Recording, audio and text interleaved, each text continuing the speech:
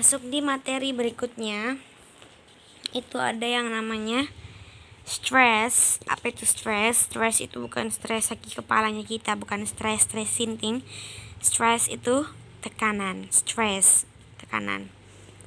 Kemudian bagaimana cara kita mau belajar stress atau tekanan dalam pronunciation kalau kita belum tahu syllable. Jadi sebelum belajar stress kita harus belajar syllable. Aduh ya Allah. Apa itu syllable? Yaitu adalah suku kata. Bagaimana caranya kita menentukan syllable dalam bahasa Inggris? Yaitu dengan memenuhi 3 syarat berikut. Yang pertama ada namanya onset. Apa itu onset? Konsonan pertama dalam kata tersebut. Kemudian ada namanya nucleus. Nucleus itu vowel. Ini huruf-huruf vowel. Huruf-huruf vowel kan tadi itu ya, yang tadi saya jelaskan. Ini huruf-huruf vowel.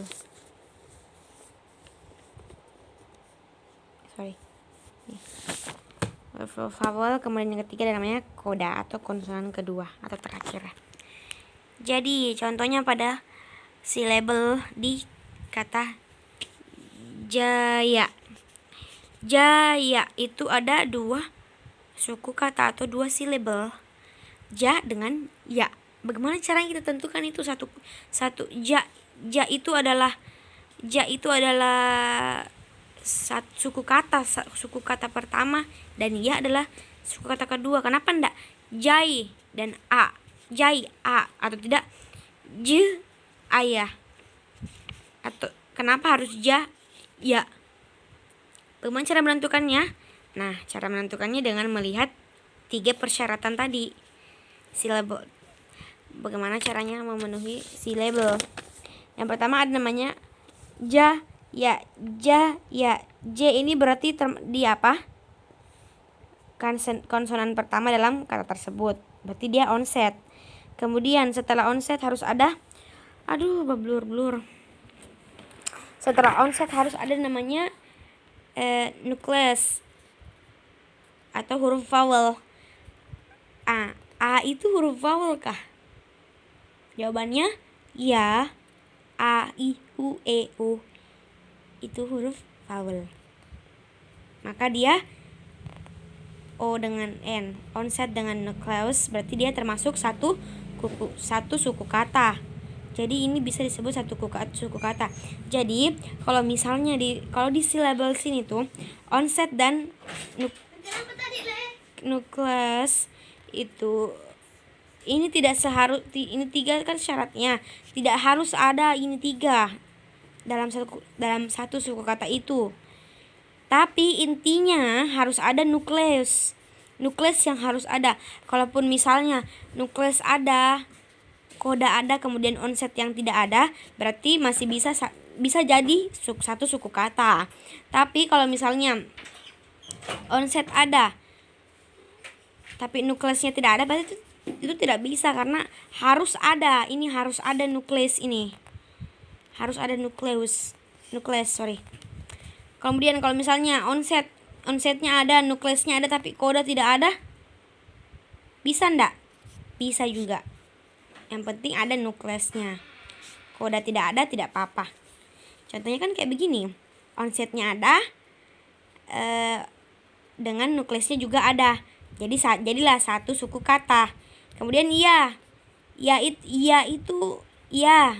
ini berarti konsonan pertama dalam kata tersebut atau onset. Ya, kemudian A adalah nukleusnya. Betul, vowel kan? Makanya dia jadi suku kata kedua. Jadi ja, ya, suku kata pertama, suku kata kedua. Yang berikutnya ini bagus sekali. Ada yang nama ini iluh. Berapa suku kata di sini? Iluh. Berarti ada 2. I itu apa? Suku, apakah dia nukleus, apakah dia koda, apakah dia onset? I itu huruf vowel, maka dia adalah nukleus.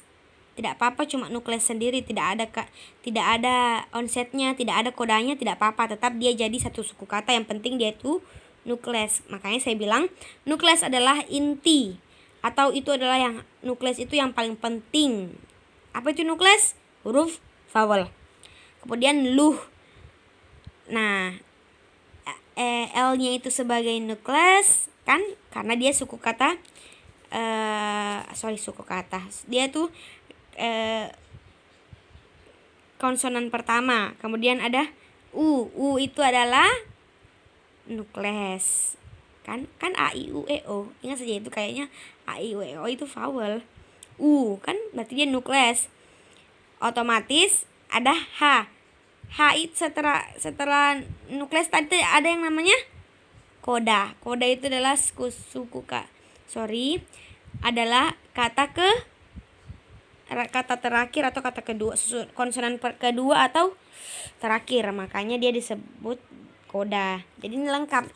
Luh, I-nya sebagai nukleus, kemudian itu suku kata pertama ya. Kemudian suku kata kedua, L-nya adalah onset, kemudian U-nya adalah nukleus, dan H-nya adalah koda. Coba ini, kalau kayak fast, kira-kira di mana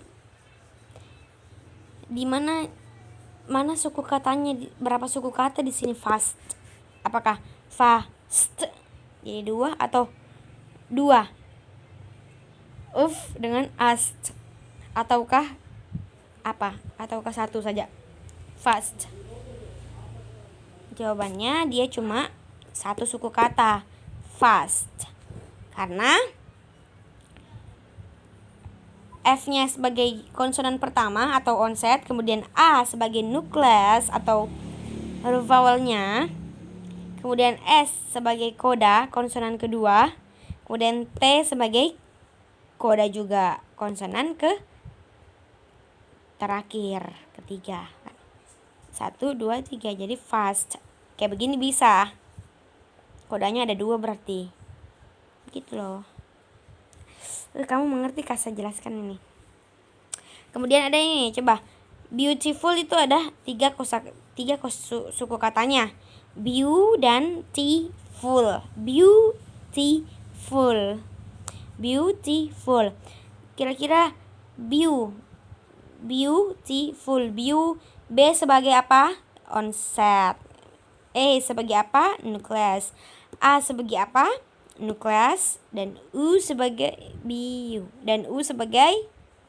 nukleus juga ya. Jadi nukleusnya ada 3, bisa kayaknya begitu. Kemudian T itu suku kata kedua. T adalah onset, I adalah nukleus, maka jadilah 1 suku kata. Jadi ini beau suku kata pertama, T suku kata kedua, dan full suku kata ketiga. F-nya sebagai onset, U-nya sebagai nukleus, dan L-nya sebagai koda. Jadilah beautiful. Nah, ingat ya. Selanjutnya kita masuk pada stress atau tekanan. Kira-kira kalau kayak di sini, kayak fast dan beautiful, yang mana kita stress itu kan tekanan, yang mana kita tekan di situ? Kayak fast, apakah kita tekan di fast, di A-nya fast, atau di S-nya fast, atau di F-nya fast? Bagaimana? Jawabannya kalau pada suku kata, cuma 1 suku kata, ini kan cuma satu suku kata fast, maka dia tidak ada yang di stress atau tidak ada yang ditekan. Jadi fast, sudah lempeng saja. Ya, paham toh? Jadi kalau dia cuma 1 suku kata, tidak ada yang ditekan, tidak ada yang di stress. Kalau di beautiful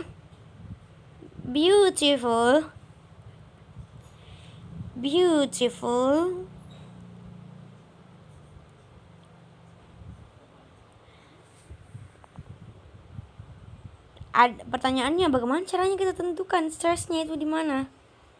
Masuklah kita pada bagian stress. Sebelumnya, kalau kita mau mengstress atau menekan satu kata, satu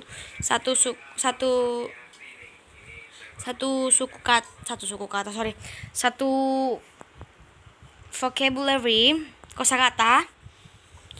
Dalam mengstress itu ada namanya harus 3 kalau kita mengstress.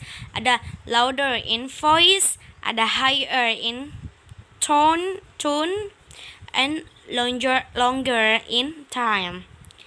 Jadi louder in voice, keras ketika kita menyebutkan, kemudian higher in tone, panjang ketika kita sebutkan itu, kemudian longer in time, lama. Ini contohnya, fast itu kan tidak di stress ya. Kemudian person kan yang saya tekan di mana? Per-nya. Kemudian banana tidak banana, tidak person in the person tapi person. Kalau cuma lempeng kan person, tapi harusnya tuh kalau kita sudah belajar stress, you have to use it. Person, bukan lagi person atau person. No, but person. Banana, beautiful. Sorry. And information. Ada noun lagi namanya. Nah, bagaimana caranya? Pertanyaannya, bagaimana caranya kita tahu person itu yang ditekan adalah silabel pertamanya. Banana yang ditekan adalah silabel keduanya. Ingat ya, silabel itu adalah suku kata. Beautiful yang ditekan adalah silabel pertamanya. Kemudian information yang ditekan adalah silabel ketiganya. Bagaimana caranya kita tahu itu? Rumusnya adalah ini. Kalau dia kata benda, dia kata benda terdiri dari 2 suku kata, yang ditekan adalah silabel pertamanya. Contohnya, ini ada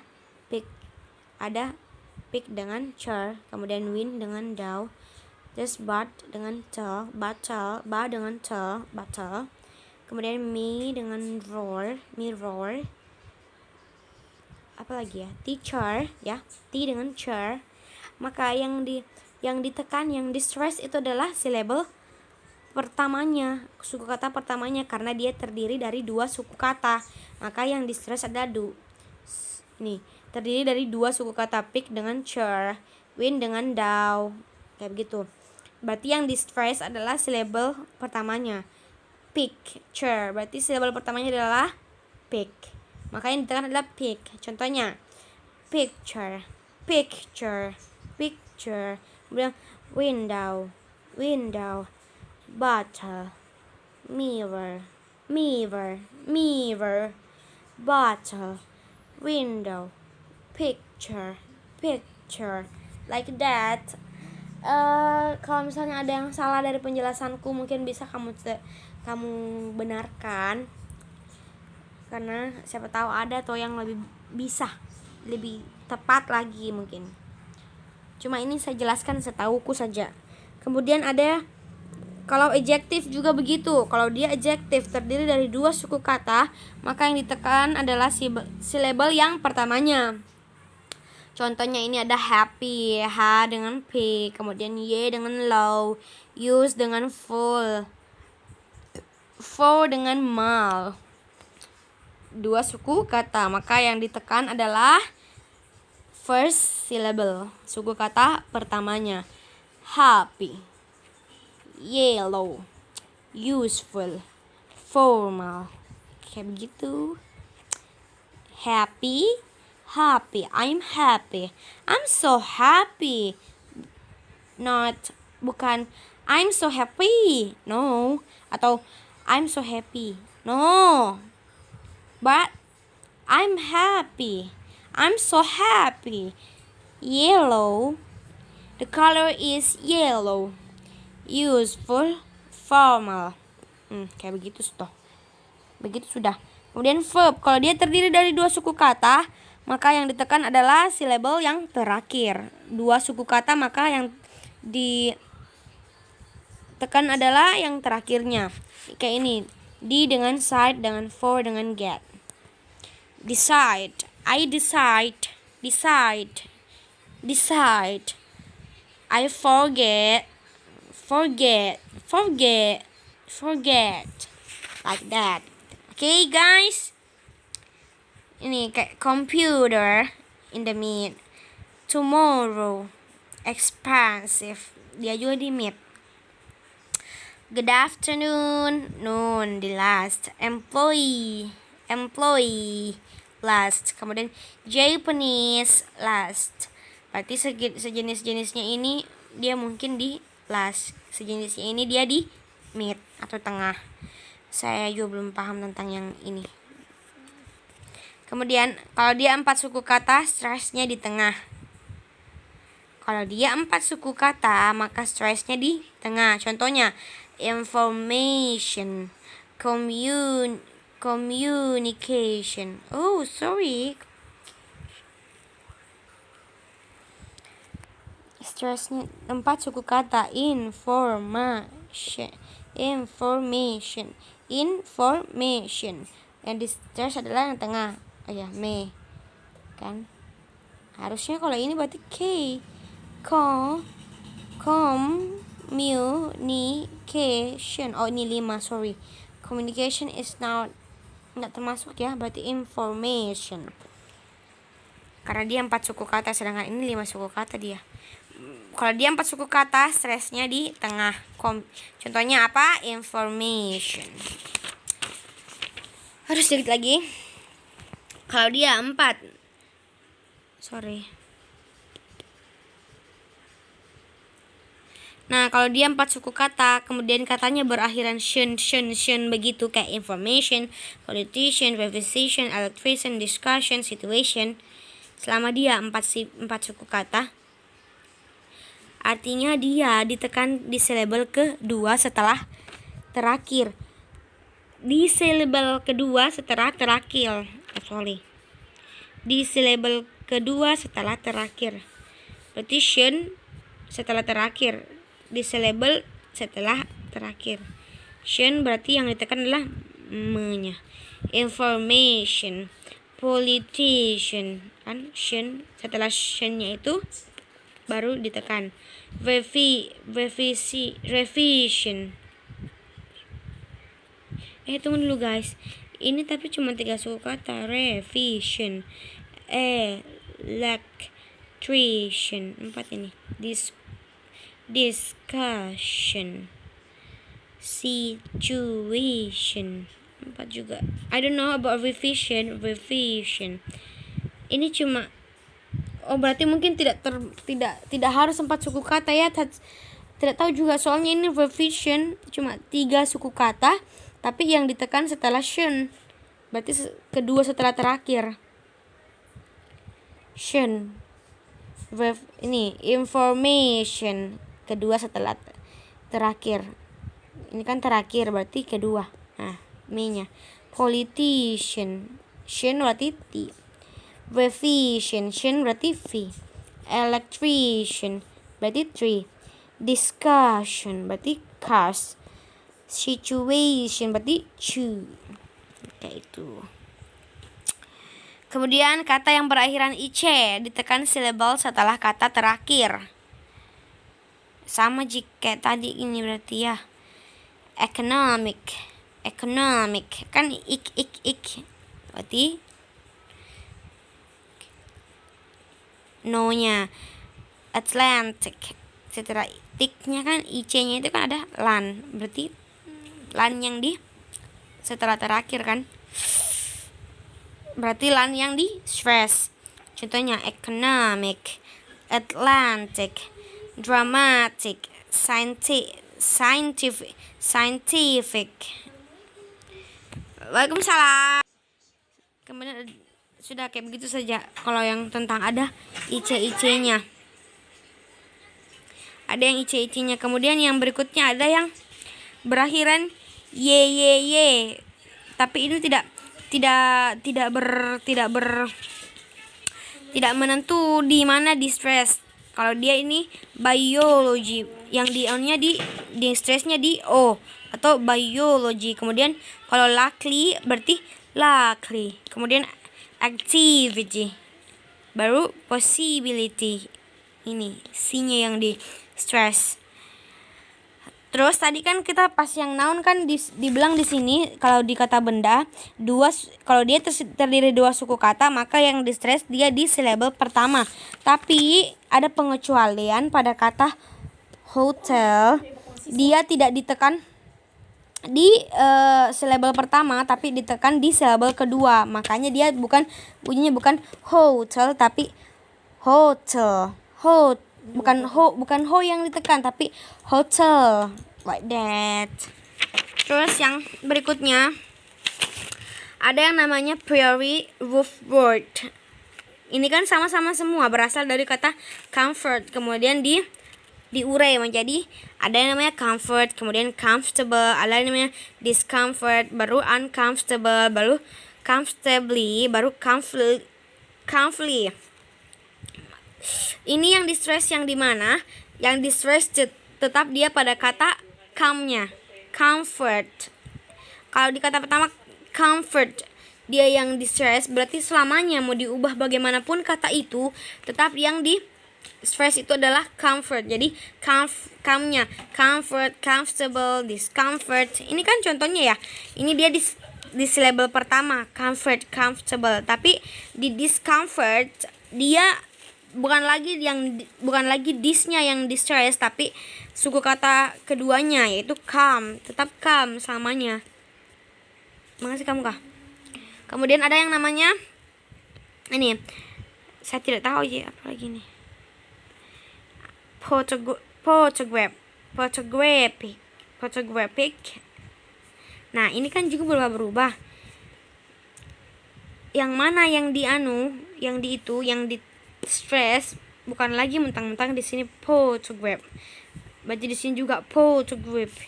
No, bukan itu. Tapi sesuai dengan tadi rumus-rumus yang kalau berakhiran y dia apa, kalau berakhiran apa, begitu. Saya kurang paham. Tidak tahu, pokoknya ingat saja. Oke, sudah ya. Assalamualaikum warahmatullahi wabarakatuh.